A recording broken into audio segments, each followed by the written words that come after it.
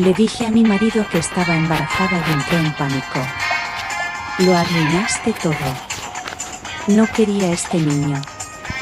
Esa misma noche hizo las maletas y partió hacia su joven colega. Sus padres lo apoyaron y yo me quedé sola. Pero años después, volvió arrastrándose hacia mí. Estoy casada con Alejandro desde hace 4 años, juntos desde hace 7. Habíamos hablado de tener hijos algún día, pero nunca pusimos un cronograma firme para ello. Estaba tomando anticonceptivos, pero hace unos 3 meses, tuve ese virus estomacal que estaba dando vueltas. Bueno, los antibióticos y los anticonceptivos no siempre combinan bien. Cuando me faltó el periodo por primera vez, no le di mucha importancia. Mi ciclo siempre ha sido un poco irregular, sobre todo cuando estoy estresada, y el trabajo había sido especialmente exigente. Pero cuando comencé a sentir náuseas por las mañanas y noté que mis senos estaban inusualmente sensibles, compré una prueba de embarazo durante la hora del almuerzo. 2 líneas rosadas, claras como el día. Me hice 3 pruebas más durante los 2 días siguientes, todas positivas. Estaba en shock, asustada, pero también emocionada. Sé que no fue planeado, pero una vez que pasó la sorpresa inicial, comencé a imaginar nuestro futuro como familia. Siempre quise ser mamá, aunque el momento no era perfecto. Pensé que Alejandro se recuperaría una vez que superara el shock inicial. Esperé una semana para decírselo, queriendo planificar el momento perfecto. No iba a hacer nada tan elaborado como esos anuncios de Instagram con tableros de letras y confeti. Esos no somos nosotros. En lugar de eso, preparé su cena favorita, lasaña con pan de ajo, y le compré una botella de su bourbon favorito y sidra espumosa para mí. Incluso llevé el vestido azul por el que siempre me felicita. Quería que fuera especial, aunque no estuviera planeado. Todo el tiempo que estuve cocinando seguí ensayando cómo se lo diría. ¿Debería decirlo directamente? ¿Hacer una broma? Me decidí por algo simple. Después de cenar, dije, tengo algunas noticias. Va a cambiar nuestras vidas. Alejandro llegó a casa alrededor de las 7, más tarde de lo habitual.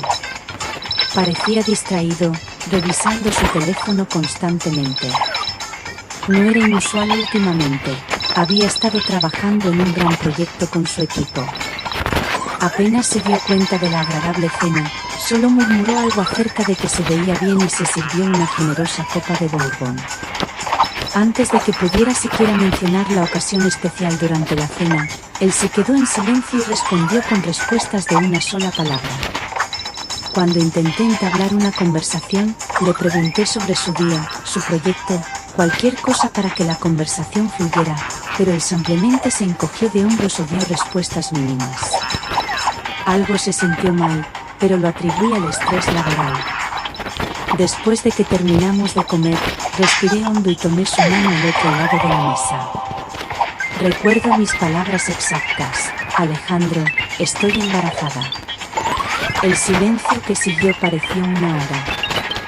Su rostro pasó por una serie de emociones: blanco, pálido y luego algo que nunca había visto antes, ira mezclada con pánico. Cuando finalmente habló, me preguntó si estaba bromeando. Cuando le aseguré que no, que había hecho 4 pruebas, las cosas rápidamente se dispararon. Nunca olvidaré lo que dijo a continuación: lo arruinaste todo. No quería a este niño. Intenté explicarle que fue un accidente, probablemente debido a que los antibióticos interfirieron con mi método anticonceptivo. Pensé que podríamos resolverlo juntos, como siempre lo hicimos con otros desafíos. Fue entonces cuando lanzó la bomba: tal vez nunca quiso tener hijos. Afirmó que solo estaba de acuerdo con mis planes de algún día para mantenerme feliz, pero para él siempre fue solo un futuro hipotético. Le pregunté si había alguien más y su reacción me lo dijo todo incluso antes de admitirlo. Ante la presión, finalmente confesó que llevaba unos meses saliendo con Lucía, su colega. Mencionó que ella era brillante y aportaba nuevas ideas al equipo. El que tenía 24, 7 años menos que yo. Mientras yo todavía estaba procesando esta doble traición, Alejandro comenzó a empacar. No solo un bolso de viaje, sino una maleta llena de ropa y artículos esenciales. No podía creer lo que estaba viendo. Mi marido literalmente me abandonó la misma noche que le dije que estaba embarazada. Cuando le pregunté a dónde iba, admitió que por ahora se dirigía a casa de Lucía. A los 30 minutos de mi anuncio de embarazo, Alejandro estaba parado junto a la puerta de entrada con su maleta y me dijo que volvería por el resto de sus cosas más tarde. Le pregunté si en serio estaba haciendo esto, simplemente abandonando a su esposa embarazada. Su respuesta: no puedo ser padre. No estoy preparado. Señalé que nadie está nunca completamente preparado para la paternidad, pero no es así como funciona la vida. Simplemente murmuró: lo siento, y dijo que llamaría en unos días. Luego desapareció, así como así. Me senté en nuestro departamento repentinamente demasiado silencioso, tratando de procesar lo que acababa de suceder. En un momento estaba anunciando mi embarazo y al siguiente, mi esposo se había ido a casa de su novia más joven, dejándonos atrás a mí y a nuestro hijo por nacer. Llamé a mi mejor amiga Marta, sollozando tan fuerte que apenas podía entenderme. Ella vino de inmediato, abrazándome mientras yo lloraba y cuestionaba todo sobre mi matrimonio. Pensé que lo conocía, seguí diciendo. ¿Cómo pude haber estado tan equivocado? A la mañana siguiente me desperté en el sofá con Marta durmiendo en el sillón cercano. Por una fracción de segundo, esperé que todo hubiera sido una pesadilla, hasta que sentí una oleada de náuseas que me recordaron que no solo mi marido había muerto, sino que yo todavía estaba embarazada. Marta me preparó tostadas y té, insistiendo en que comiera algo por el bien del bebé. Mi mano se dirigió a mi estómago. Fuera lo que fuese lo que Alejandro hubiera decidido, este seguía siendo mi hijo. Intenté llamar a Alejandro durante el día, pero saltó directamente el buzón de voz. Mi mensaje de texto pidiéndole que no me excluyera quedó sin respuesta. Por la tarde, me sentí más fuerte y la ira comenzó a reemplazar el shock. Llamé a mi obstetra-ginecólogo para programar mi primera cita prenatal. Iba a seguir adelante, con o sin él. Esa noche recibí una llamada de Isabel, la madre de Alejandro. La conversación fue breve pero esclarecedora. Me dijo que Alejandro les había explicado la situación y me sugirió que le diera tiempo porque todavía era demasiado joven para tener una familia. Cuando le señalé que tenía 31 años, ella lo desestimó y dijo que estaba concentrado en su carrera. Luego vino el verdadero truco. Ella insinuó que debería considerar opciones, sugiriendo claramente el despido sin decirlo directamente. Le dije firmemente que me quedaría con este bebé, su nieto, independientemente de la decisión de Alejandro. La llamada terminó conmigo temblando de ira, entendiendo finalmente de dónde venían algunas de las actitudes de Alejandro. Sus padres siempre lo habían mimado, lo habían tratado como si no pudiera hacer nada malo. Los siguientes días pasaron borrosos. Fui a trabajar, tratando de actuar con normalidad a pesar de sentir que mi mundo había implosionado. Me comuniqué con un abogado para comprender mis opciones. Comencé a investigar los costos de la maternidad soltera y el cuidado de los niños. Miré mis finanzas y calculé cómo podría hacer que esto funcionara solo, si fuera necesario.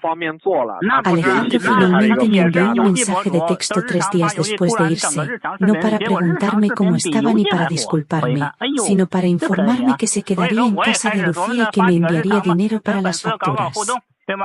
Cuando le respondí que necesitábamos hablar en persona, su respuesta fue que necesitaba espacio y que aún no estaba listo para hablar. Pasó una semana, luego 2. Una vez vino al apartamento cuando yo estaba en el trabajo para recoger más cosas suyas. Dejó sus llaves en el mostrador con una nota que decía que había pagado el alquiler hasta el mes próximo y que se comunicaría conmigo para solicitar el divorcio después de hablar con un abogado. Divorcio, así como así. Tuve mi primera cita prenatal sola. Cuando el técnico me hizo la ecografía y escuché por primera vez los latidos del corazón de mi bebé, ese silbido rápido y rítmico, rompí a llorar.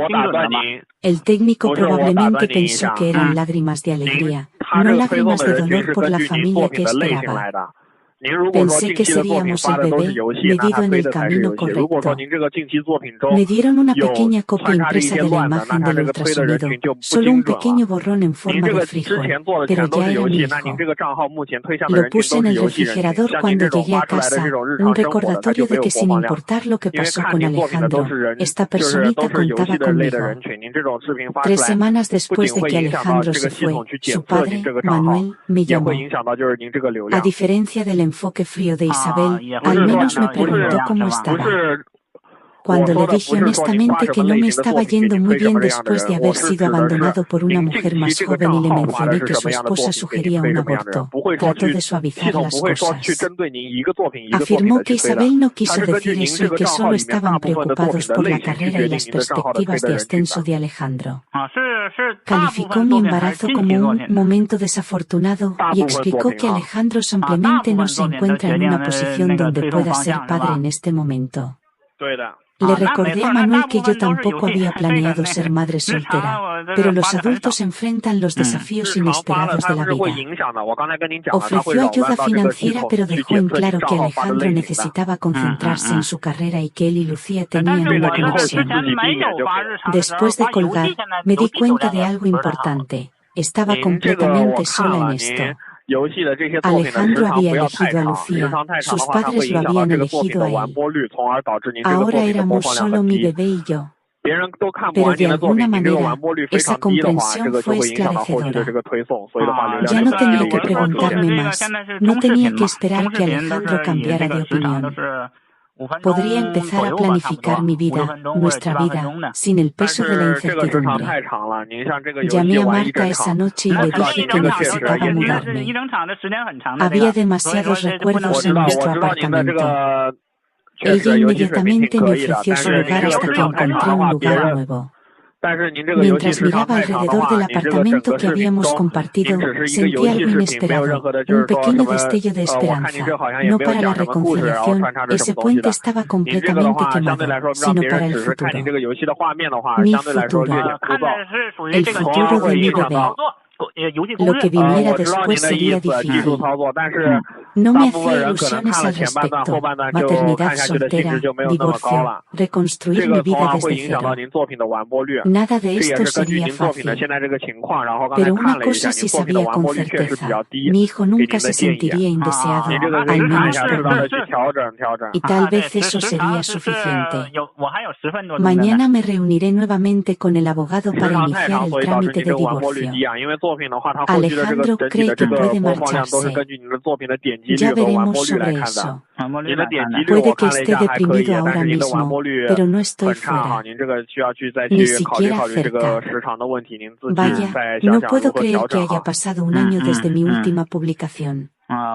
Primero, gracias a todos los que comentaron con consejos y apoyo. Leo cada mensaje, incluso si no pude responderlos a todos. Tus palabras significaron más de lo que crees durante esos días oscuros. Han sucedido tantas cosas y, sin embargo, escribir esa frase parece quedarse corto. Ahora tengo un hijo, un ser humano realmente diminuto que depende de mí para todo. Su nombre es Mateo. Tiene 8 meses y a pesar de todo es lo mejor que me ha pasado. Ayer me di cuenta de algo que me detuvo en seco. Mientras doblaba sus calcetines increíblemente pequeños, Alejandro nunca lo conoció, ni una sola vez. Ni cuando nació, ni por su primera sonrisa, ni por su primera Navidad, ni nunca. El padre de mi hijo vive a menos de 30 minutos de distancia y es un completo desconocido para su propio hijo. Supongo que debería empezar desde donde lo dejé. El divorcio finalizó cuando yo tenía 7 meses de embarazo. Alejandro no impugnó nada, lo cual, según mi abogado, era inusual pero hizo que todo avanzara más rápido. El juez ordenó una manutención infantil razonable basada en los ingresos de Alejandro, que al menos es algo, aunque ha sido irregular. Más sobre eso más adelante. Me mudé de nuestro departamento y encontré un lugar más pequeño de 2 habitaciones más cerca de Marta. El alquiler es más alto de lo que me gustaría, pero está en un distrito escolar decente, y he aprendido que es algo en lo que empiezas a pensar mucho antes de lo que esperas. Mi comedor ahora está medio desbordado de guardería, con un pack and play, una hamaca y lo que parece una pequeña juguetería explotando en mi espacio vital. Marie Kondo sufriría un infarto. Mateo nació un martes por la noche después de 19 horas de parto. Marta fue mi compañera de parto, me tomó de la mano y me dio trocitos de hielo mientras yo juraba que no podía hacerlo. Las enfermeras seguían preguntando por el padre y me cansé de explicarles, así que comencé a decir que no estaba en la foto, lo que me pareció cierto y un eufemismo enorme. Esas primeras semanas fueron una confusión de insomnio, dolor en los pezones, lo siento, TMI, y preguntándome si estaba haciendo algo bien. La noche que llegamos a casa, Mateo no dejaba de llorar, y recuerdo estar sentada en el piso de mi baño a las 3 de la madrugada, también llorando, buscando en Google, ¿por qué el bebé no duerme?, en mi teléfono mientras él lloraba en mis brazos. Nunca me había sentido tan sola ni tan abrumada, pero sobrevivimos día a día.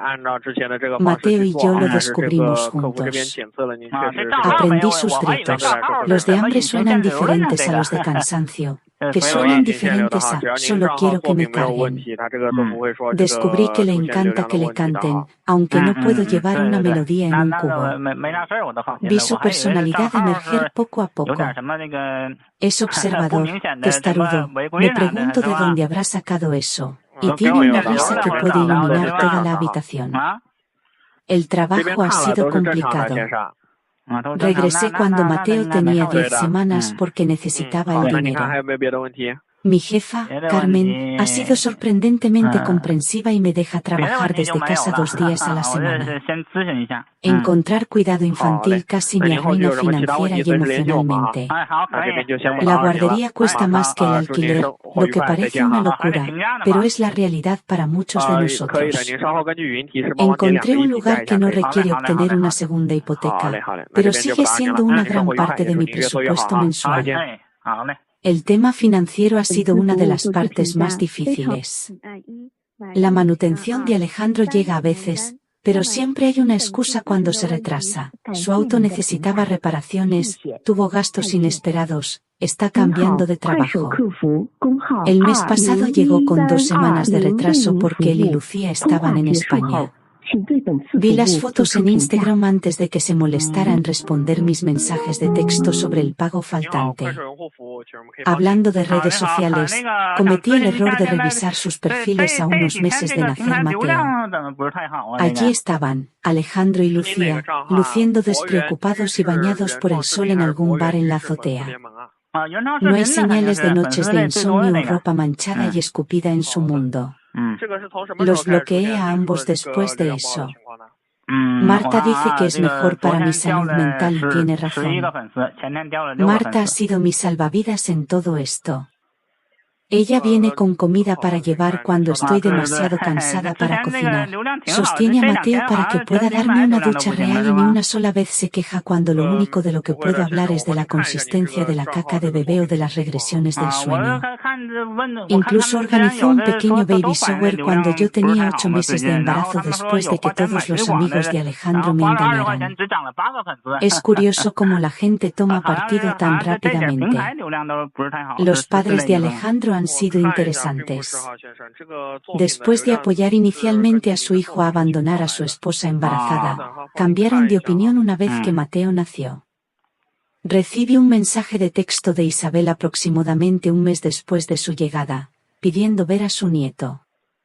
No respondí de inmediato, tratando de descubrir cómo me sentía al respecto. Luego vinieron flores, ropa de bebé e incluso una carta escrita a mano sobre lo mucho que les encantaría ser parte de la vida de su nieto. Finalmente accedí a una visita breve cuando Mateo tenía 4 meses. Fue incómodo, por decirlo menos. Isabel siguió comentando lo mucho que se parecía a Alejandro cuando era bebé, mientras Manuel tomaba unas 50 fotos con su teléfono. Trajeron obsequios costosos para bebés y hablaron sobre iniciar un fondo universitario. Ni una sola vez mencionaron la ausencia de su hijo ni se disculparon por su comportamiento anterior.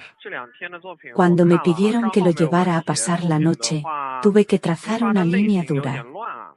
De ninguna manera iba a dejar que mi bebé fuera a ninguna parte sin mí, especialmente con personas que básicamente me habían sugerido que interrumpiera mi embarazo un año antes. Esa conversación no salió bien.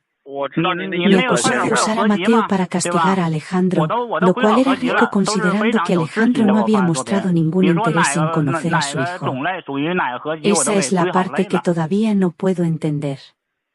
¿Cómo sabes que tienes un hijo y simplemente no te importa? No me pregunto cómo lucen, cómo crecen, si son felices. Alejandro ha enviado dinero algunas veces, pero nunca ha pedido una foto, un vídeo o una visita. Es como si Mateo fuera un concepto abstracto para él, no una persona real con sus ojos y su barbilla con hoyuelos. He tratado de ser una persona más grande. Cuando nació Mateo, le envié un mensaje de texto simple con sus estadísticas de nacimiento y una foto, pero no hubo respuesta. Configuré un álbum de fotos compartido en línea donde de vez en cuando subo fotos, en caso de que Alejandro alguna vez quiera ver lo que se está perdiendo. Hasta donde sé, nunca la abrió. Para la primera Navidad de Mateo, envié una tarjeta navideña con su foto a la dirección de Alejandro. El sobre volvió marcado de volver al remitente. Mientras tanto, la vida continúa. Mateo comenzó en la guardería, contrajo todos los virus posibles durante su primer mes allí, otra divertida sorpresa de la paternidad de la que nadie te advierte, y desde entonces ha desarrollado un sistema inmunológico de acero. Ahora gatea, se sube a los muebles y se lleva todo a la boca. Mi apartamento está totalmente protegido contra bebés. Hace tanto tiempo que no veo mi mesa de café sin protectores de esquinas que he olvidado cómo es realmente. Mi rutina diaria se ha convertido en una danza de eficiencia cuidadosamente coreografiada. Se despierta a las 5:30 de la madrugada antes que Mateo para ducharse y vestirse, levantarlo, alimentarlo y vestirlo a las 7:15, dejarlo en la guardería a las 8, trabajar hasta las 5, apresurarse a recogerlo a las 5:30, pagar el recargo por retraso en los días en que se terminan las reuniones, volver a casa a las 6 para cenar, bañarse, contar cuentos y rutina antes de acostarse. Luego, unas cuantas horas preciosas para limpiar, lavar la ropa, pagar facturas y tal vez ver medio episodio de algo en Netflix antes de quedarse dormido en el sofá. Enjuague y repita. Los momentos más difíciles son de los que nadie habla. Como cuando Mateo tuvo su primera fiebre a las 3 de la madrugada y tuve que decidir sola si llevarlo a urgencias. O cuando dice, mamá, pero no hay papá en su vocabulario porque esa persona no existe en su mundo. O los formularios de la guardería que solicitan información del padre, y tengo que escribir N/diagonal mientras estoy rodeado de otros padres completando ambas secciones. Pero también hay momentos hermosos. Los abrazos matutinos cuando se despierta feliz y balbuceando, la forma en que me alcanza cuando lo recojo de la guardería, su fascinación por el ventilador de techo, su alegría absoluta cuando chapotea en la bañera, el peso de él al quedarse dormido en mi pecho, su aliento cálido contra mi cuello. No voy a fingir que es fácil. Ser madre soltera es lo más difícil que he hecho en mi vida. Hay días que estoy tan cansada que guardo la leche en el armario y el cereal en el frigorífico. Días en los que hablo con la gente de atención al cliente por nada porque estoy agotado. Días en los que lloro en la ducha porque es el único lugar donde Mateo no puede oírme. Pero lo estoy haciendo. Lo estamos haciendo. Y, aunque parezca extraño, estoy orgulloso de ello. El primer cumpleaños de Mateo se acerca el próximo mes. Marta me está ayudando a planificar una pequeña celebración. Nada especial, solo unos cuantos amigos, algo de pastel y probablemente más decoraciones de las necesarias porque Marta se deja llevar por Pinterest. Pensé en invitar a los padres de Alejandro, pero decidí no hacerlo después de nuestra última interacción. De vez en cuando todavía envían mensajes de texto pidiendo verlo, pero siempre es en sus términos, sin reconocer cómo su hijo lo abandonó. En cuanto al propio Alejandro, no estoy esperando una tarjeta y mucho menos una aparición. Lo último que supe, a través de amigos en común, es que él y Lucía se mudaron juntos y consiguieron un perro. Supongo que ese es el nivel de responsabilidad con el que se siente cómodo. El truco llegó la semana pasada. Finalmente obtuve la aprobación para un apartamento modesto en una zona un poco mejor. No es nada lujoso, pero tiene un pequeño patio donde Mateo puede jugar y las escuelas son buenas. Mientras firmaba el contrato de arrendamiento, mi teléfono vibró con un mensaje de texto. Era de Isabel, diciendo que iban a tener una reunión familiar el próximo mes y querían incluir a su nieto. El texto incluía una foto de Alejandro y Lucía, abrazados, luciendo perfectamente felices. Me quedé mirando esa foto durante mucho tiempo. Allí estaba Alejandro, sonriendo, viviendo su vida como si su hijo no existiera. Algo cambió en mí en ese momento. No exactamente ira, aunque todavía hay mucha de eso, más bien claridad. He pasado un año esperando que Alejandro dé un paso al frente, que muestre incluso el más mínimo interés en su hijo. Un año enviando actualizaciones al vacío. Un año intentando ser justos y razonables a pesar de todo. Le respondí un mensaje de texto a Isabel. Mateo no asistirá. Si Alejandro quiere conocer a su hijo, sabe cómo comunicarse conmigo. Pero ya no le pongo excusas ni finjo que está ausente por elección propia. Luego bloqueé su número. Tal vez suene duro, pero ya no protejo la imagen de Alejandro ni sus sentimientos. Ya terminé de cargar con toda la carga emocional mientras él vive sin consecuencias. Ya dejé de fingir, por el bien de Mateo, que su padre de repente podría interesarse por su existencia. La verdad es que estamos mejor sin alguien que pueda marcharse tan fácilmente. Mateo merece personas en su vida que lo elijan, que lo apoyen, que lo amen incondicionalmente. No puedo obligar a Alejandro a ser esa persona. Así que aquí estamos, un año después, una madre soltera y su hijo contra el mundo.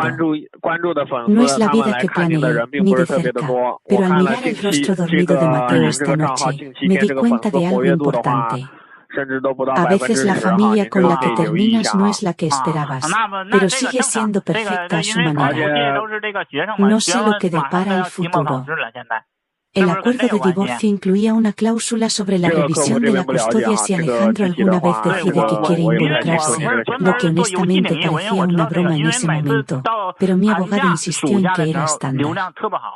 Una parte de mí espera que se mantenga alejado para siempre. Otra pequeña parte todavía no puede creer que no quiera conocer a su increíble hijo. Por ahora, me estoy concentrando en lo que puedo controlar, construir un hogar estable, crear recuerdos felices, ser mamá y papá lo mejor que pueda y tal vez, solo tal vez, encontrar una manera de volver a confiar algún día.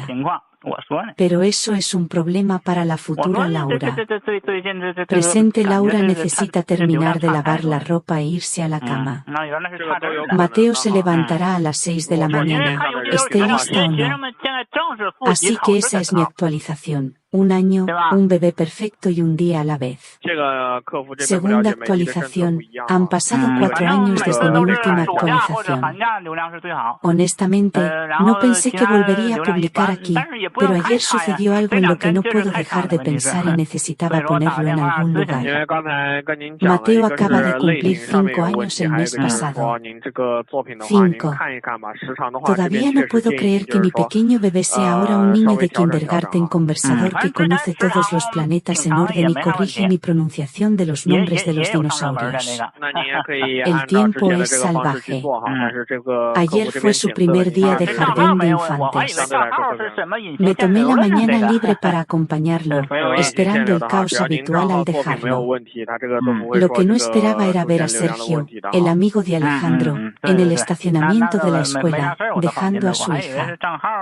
Me congelé por un segundo, pero Mateo estaba tirando de mi mano, emocionado de ver el salón de clases, así que lo empujé. Después de acomodar a Mateo, solo lágrimas menores de mi parte, no de él, me dirigía de regreso a mi auto cuando Sergio se acercó. Me preparé para la incomodidad, pero en lugar de eso, él simplemente me preguntó cómo estaba. Terminamos tomando café en la tienda frente a la escuela y fue entonces cuando lanzó la bomba. Alejandro y Lucía rompieron hace 6 meses. Aparentemente, ella quería tener hijos, y él decía que no estaba listo a los 35. Después de seguirla durante años, ella finalmente le dio un ultimátum y él eligió, bueno, a ella no. La empresa de Alejandro redujo su tamaño el año pasado y él ha estado luchando por encontrar un trabajo estable, según Sergio. Ha estado durmiendo en los sofás de sus amigos mientras Lucía se queda con el apartamento que compartían. La vida perfecta por la que nos abandonó se ha desmoronado por completo. Café. No estoy seguro de cómo sentirme. No hubo satisfacción, ningún momento le sirve, como podría haber imaginado hace años. Simplemente un vacío extraño, como oír hablar de un personaje de un programa de televisión que dejé de ver hace temporadas. Lo que más me impresionó fue darme cuenta de lo completamente diferente que es mi vida ahora en comparación con cuando Alejandro se fue. Después de años de compaginar la maternidad soltera y el trabajo, las cosas finalmente se han estabilizado. Llevo 6 años en la misma empresa y el año pasado Carmen me ascendió a directora senior de proyectos. El aumento significó que finalmente podría permitirme comprar una pequeña casa en un buen distrito escolar. Nada especial, pero es nuestro, con las huellas de las manos de Mateo pintadas en la pared de su dormitorio y un pequeño jardín donde cultivamos tomates que nunca salen bien. La estabilidad financiera se logró con esfuerzo. Fueron tantas noches de hojas de cálculo y cálculos presupuestarios, sopesando cada gasto. La manutención de los hijos de Alejandro finalmente se detuvo por completo alrededor del tercer cumpleaños de Mateo, después de múltiples pagos atrasados. Presenté la solicitud ante la agencia de aplicación de la ley, pero Alejandro había cambiado de trabajo tantas veces que era como perseguir a un fantasma. Al final, decidí que el estrés de luchar por ello no valía la pena. Prefiero que Mateo me vea tranquila y presente que ansiosa y enojada por el dinero. Podríamos arreglárnoslas sin él. La pregunta que tenía comenzó a surgir hace aproximadamente un año. ¿Por qué no tengo papá?, preguntó Mateo, mientras estábamos comprando comestibles, completamente de la nada. Me había preparado para este momento, leí artículos sobre explicaciones apropiadas para la edad, pero nada te prepara para mirar esos ojos inocentes. Le dije una versión simplificada de la verdad, que su papá no estaba listo para ser padre, pero eso no significaba que a Mateo le pasara algo. Que a veces los adultos toman decisiones que lastiman a las personas, pero yo lo quería y lo amaba lo suficiente como para tener 2 padres. Esas conversaciones nunca se vuelven más fáciles. Cada vez que Mateo ve a otro niño con su papá en el parque o ve actividades de padre e hijo en la escuela, mi corazón se rompe un poco. Pero hemos construido nuestras propias tradiciones. Marta sigue siendo su tía favorita, viene a ver películas por las noches y le enseña trucos con cartas. Mis padres vienen todos los meses para pasar los fines de semana con su nieto. Tenemos nuestro pueblo, incluso sin Alejandro. Luego, hace unos 10 meses, sucedió algo inesperado.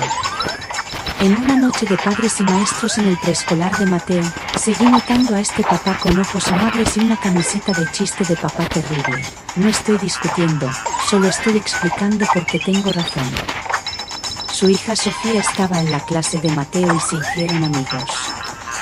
Lo escuché manejar gentil pero firmemente su crisis por tener que dejar los juguetes del salón, y algo en su paciencia llamó mi atención. Douglas, padre viudo de Sofía, prepara pizza casera los viernes con pepperoni en forma de dinosaurio.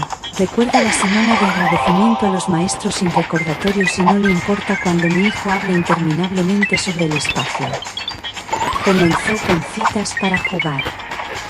Los niños eran amigos de todos modos, así que era natural.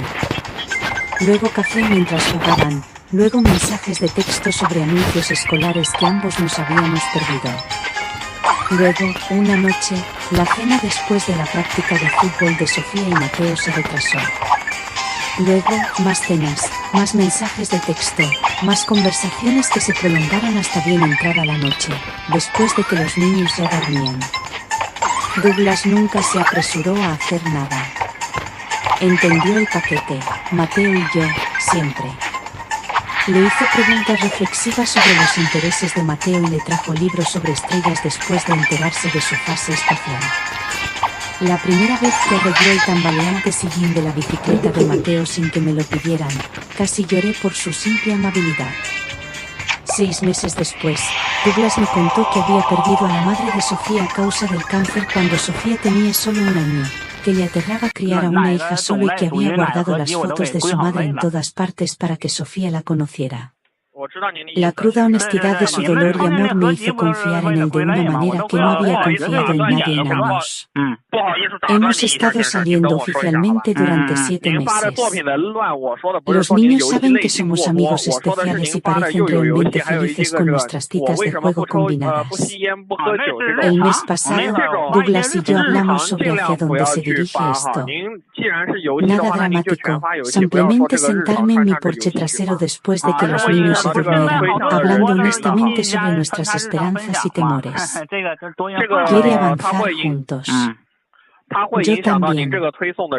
Nos lo estamos tomando con calma, pero por primera vez en 5 años, me permito imaginar un futuro con alguien nuevamente. Mientras tanto, los padres de Alejandro han renovado repentinamente su interés en Mateo después de años de mensajes de texto esporádicos y tarjetas de regalo ocasionales en los cumpleaños. Isabel llamó el mes pasado y le preguntó si podían llevarlo a pasar un fin de semana. Cuando le expliqué que eso no iba a suceder después de años de contacto mínimo, ella se puso a la defensiva, afirmando que siempre habían querido una relación pero pensaba que yo los mantenía alejados. La verdad es que hasta hace poco apenas se habían esforzado. Me pregunto si Alejandro volver a vivir con ellos tiene algo que ver con su repentino interés. Douglas preguntó la semana pasada si podía llevar a Mateo a pescar junto con Sofía el próximo fin de semana. Algo tan simple, pero que me hizo un nudo en la garganta al ver el entusiasmo de Mateo por aprender a pescar, como lo hacen los niños de verdad. Después de la revelación de Sergio ayer, revisé el Instagram de Alejandro por primera vez en años. Su feed cuidadosamente seleccionado de vacaciones exóticas y fiestas en azoteas ha sido reemplazado por vagas citas inspiradoras sobre nuevos comienzos y cómo encontrarse a uno mismo. No se menciona que el hijo se vuelva. A solo 5 millas de distancia, cerré la aplicación sintiéndome extrañamente en paz. Hace 5 años, estaba destrozada, aterrorizada y sola. Hoy tengo una carrera de la que estoy orgulloso, una casa de mi propiedad, un niño increíble que me sorprende a diario y una pareja que nos elige todos los días, no porque tenga que hacerlo, sino porque quiere. Así que ahí es donde estoy, 5 años después, no donde esperaba estar, sino exactamente donde quería estar. ¿Y Alejandro? Sus elecciones lo llevaron exactamente a donde sus elecciones lo llevarían naturalmente. Ya ni siquiera puedo sentirme amargado. Esa parte de mi vida se siente como una línea de tiempo diferente, una de la que salí hace mucho tiempo. El sábado pasado empezó como cualquier otro, desayuno con panqueques y luego ir corriendo al partido de fútbol de Mateo. Douglas y yo estábamos acurrucados bajo un paraguas. contemplando el relámpago azul, cuando Douglas me dio un codazo. ¿Es alguien que conoces? Al otro lado del campo estaba Alejandro. Después de años de total ausencia, mi exmarido simplemente estaba viendo a nuestro hijo jugar fútbol. Sin advertencia, sin avisos de texto, nada. Cuando llegó el descanso, Mateo corrió a buscar agua, entusiasmado con su juego defensivo. Fue entonces cuando noté que Alejandro se acercaba a nosotros. Mateo también lo vio y preguntó quién era el extraño. Antes de que pudiera responder, Alejandro estaba allí parado torpemente, comentando lo grande que se había puesto Mateo. Envié a Mateo de regreso a su equipo y enfrenté a Alejandro. Admitió que su madre le había mencionado el calendario de fútbol. Por supuesto, Isabel. El repentino aumento en el contacto de sus padres ahora tenía sentido. Douglas se presentó y noté que Alejandro se estremecía levemente cuando reclamó el título de padre de Mateo. Lo corregí, solo biológicamente. Después de unas palabras tensas, Alejandro preguntó si podíamos hablar después del partido. Acepté de mala gana pasar 20 minutos en la cafetería cercana. Douglas llevó a Mateo y Sofía a tomar un helado de Victoria mientras yo me reunía con Alejandro. Me había pedido un cappuccino, sin saber que había cambiado al café con leche hacía años. Un pequeño detalle que de alguna manera resaltaba cuánto había cambiado.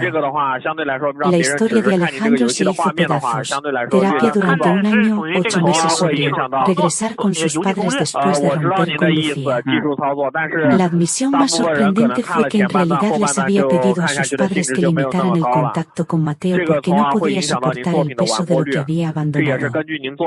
Ahora quería hacer las cosas bien y conocer a su hijo. Le dije claramente que Mateo no era el bebé que abandonó, sino una persona con sentimientos y una vida de la que Alejandro no sabía nada. Reconoció que no podía simplemente entrar y ser papá, y luego me preguntó sobre mi relación con Douglas. Algo parecido al dolor cruzó por su rostro cuando le dije que Douglas había sido más padre que nunca. Acepté considerar una reunión supervisada con condiciones estrictas. Yo estaría presente, sería breve. Y si él volvía a desaparecer, eso sería todo, para siempre. 3 días después de hablar con Douglas a nuestro terapeuta familiar, concerté una reunión en un parque. Decirle a Mateo fue más difícil de lo esperado. Sus preguntas eran desgarradoras, porque su padre quería verlo ahora, si Douglas vendría también y si le agradaría a su padre biológico. Decidió ponerse su camiseta de fútbol para poder decir, soy bueno en el fútbol. La reunión no fue terrible. Alejandro trajo un campo de fútbol de Lego y lo construyeron juntos mientras yo miraba desde cerca. Noté similitudes genéticas que había olvidado. La misma cara de concentración, el mismo ojo arrugado cuando sonreía. Durante las siguientes 2 semanas, tuvimos varias reuniones supervisadas similares. Entonces Alejandro llamó y pidió llevar a Mateo solo al cine. Me negué inmediatamente. 3 semanas versus 7 años. No sucederá. Él pareció aceptar esto y sugirió que fuéramos los 3. Antes de que pudiera responder, apareció en nuestra casa con sus padres sin previo aviso. Manuel e Isabel siguieron hablando de seguir adelante como familia mientras Alejandro murmuraba que les había dicho que ese no era el camino. Los mandé a casa, pero Alejandro pidió hablar conmigo a solas. Fue entonces cuando lo dejó caer. Aún te amo, Laura. Nunca dejé de hacerlo. La audacia fue impresionante. Sugirió que, a pesar de mi relación con Douglas, deberíamos considerar reunirnos como los verdaderos padres de Mateo porque nuestro hijo merecía esa oportunidad. Le pedí que se fuera, diciendo que necesitaba pensar. Cuando Douglas bajó, le conté sobre la declaración de Alejandro. Douglas no pudo ocultar su preocupación por el hecho de que Alejandro fuera el padre biológico de Mateo, pero le aseguré que estaba exactamente donde quería estar. Más tarde esa noche, Alejandro me envió un mensaje de texto diciendo que quería otra oportunidad con nuestra familia. Me quedé mirando esas palabras, sintiendo una extraña mezcla de ira y lástima. El hombre que se fue cuando más lo necesitaba no era alguien en quien pudiera volver a confiar. Mañana llamaré a Alejandro para establecer límites claros sobre su papel en la vida de Mateo, solo como padre biológico, no como mi pareja. Algunos puentes, una vez quemados, quedan en cenizas.